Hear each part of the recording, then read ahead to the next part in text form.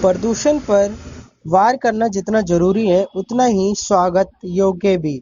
National green tribunal NGT अर्थात राष्ट्रीय हरित अधिकरण ने कर्नाटक के चंद्रपुरा झील की रक्षा करने में विफलता के लिए कर्नाटक सरकार पर 500 करोड़ रुपए का जो जुर्माना लगाया है उसका स्वागत करने वालों की संख्या कम नहीं है।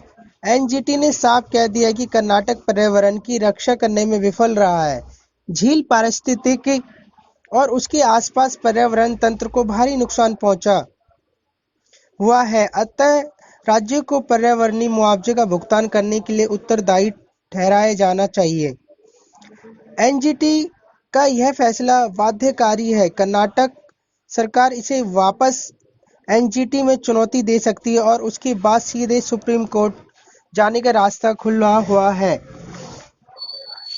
जुर्माना बहुत भारी है और देश में बाकी हजारों झीलों को लेने वालों तक इसकी धमक पहुंचनी चाहिए। झीलों को बचाने के लिए जो लोग सक्रिय हैं उन्हें एनजीटी के इस फैसले की बड़ी ताकत मिलेगी। हमने देखा है कि पिछले दिनों कैसे बेंगलुरु में एक झील का गला घोटने की कीमत लगभग पूरे शहर ने बाढ़ भुगत कर चुकाई है। एनजीटी का एक और फैसला बहुत चर्चा में है। ओखला, वलसबा और गाजीपुर में 3 कूड़ा क्षेत्रों पर कचरे का निस्तारण न करने के चलते राष्ट्रीय राजधानी क्षेत्र में दिल्ली पर 900 करोड़ रुपए का जुर्माना लगाया गया है। एनजीटी ने यह भी बताया कि जुर्माना किस से वसूल किया जा सकता है। वास्तव में दिल्ली के इन कचरे के पहाड़ों के लिए कोई एक पक्ष दोषी नहीं है। इसके लिए कचरा पैदा करने वाले, नियमों का उल्लंघन करने वालों, गलती करने वाले अधिकारी और कंपनियों से जुर्माना वसूला जा सकता है। इसके अलावा कचरा क्षेत्र की जमीन की बिक्री से भी धन जुटाया जा सकता है ताकि जुर्माना दिया जा सके। दिल्ली में एनजीटी के इस फैसले से बहुत परेशानी होने वाली है। हालांकि इस परेशानी की आशंका विगत वर्षों से लगातार बनी हुई थी। संभव है कि दिल्ली सरकार भी इस फैसले को एनजीटी में फिर चुनौती देगी। वैसे दिल्ली की सरकारें विगत 2-3 दशकों से कूड़े के पहाड़ों से लोगों को निजात दिलाने का वादा चुनाव दर चुनाव करती आई है। चुनाव खत्म होते ही सरकार व नेता कूड़ा निस्तारण के अपने वादे को भूल जाते हैं। जब नेता गंभीर नहीं है तो जिम्मेदार अधिकारियों को भला क्यों चिंता हो।